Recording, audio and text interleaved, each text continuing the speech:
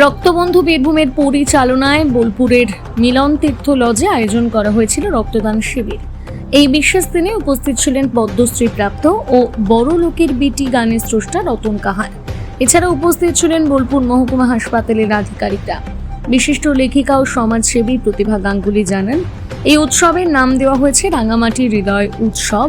এই উৎসব ৭ম বর্ষ। এখানে অনুষ্ঠিত হচ্ছে বাউল গান, লোকসঙ্গীত, আরও অনেক অনুষ্ঠান আছে। এর মধ্যে আমরা যাতে একটা বিশেষ বার্তা দিতে পারি তাই এটার আয়োজন। তিনি আর কি বললেন শুনুন।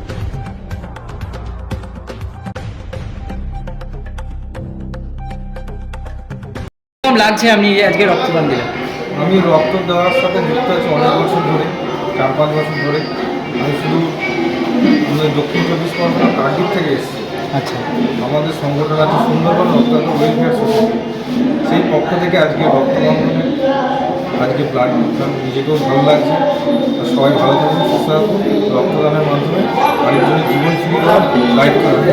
কতদিন ধরে দিচ্ছেন এরকম রক্ত দিচ্ছি আজ 4-5 বছর ধরে দিচ্ছি। আপনার নামটা? আমার নাম অঞ্জন দাস। আজকে আমাদের রাঙামাটি হৃদয় উৎসবতে ৭ম বর্ষ রয়েছে রক্তদান শিবির, তার সাথে রয়েছে মহিলাদের সম্মাননা এবং সারা পশ্চিমবঙ্গের বিভিন্ন স্বেচ্ছাসেবী সংগঠনের যারা রয়েছে তাদেরকেও একটু শুভেচ্ছা সম্মাননা, বাউল গান, লোকনৃত্য। আসলে সেবা এবং সংস্কার যাতে একসাথে মিশে বার্তা দিতে পারে, তাই জন্যই আজকে আমাদের এই আয়োজন।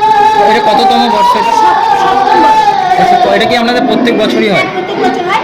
আমাদের একটি সংগঠন আছে রক্তবন্ধু বলে, তার জন্মদিনের উপলক্ষে আমরা এই আয়োজন করে থাকি। এই উৎসব আমাদের আস্তে আস্তে 7 বছর হয়। এটা কি আমাদের পশ্চিমবঙ্গ সংগঠন তো? হ্যাঁ, পশ্চিমবঙ্গ জুড়েই আমরা কাজ করি। আচ্ছা, আজকে এই বিশেষ দিনে কারা কারা উপস্থিত হয়েছে?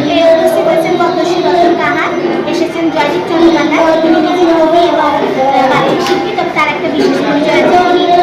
তিনি বিশ্ববিদ্যালয়ের উত্তরসূরি রয়েছেন। পরেশ বন্দ্যোপাধ্যায়, তিনিও কবি, তবে সুরেন্দ্রনাথ বন্দ্যোপাধ্যায়ের উত্তরসূরি। এনারা নিজেরাই নিজেদের জায়গা থেকে প্রতিষ্ঠিত। এই সমস্ত মানুষজনেরা রয়েছেন আমাদের যুব আধিকারিক এবং রয়েছেন এখানকার সমস্ত গুণীজনেরা। আচ্ছা, আজকে কতজন রক্তদান করেছেন? 50 জন। আচ্ছা, ঠিক আছে। আপনার নামটা? আমাদের প্রতিভা গাঙ্গুলি। ঠিক আছে।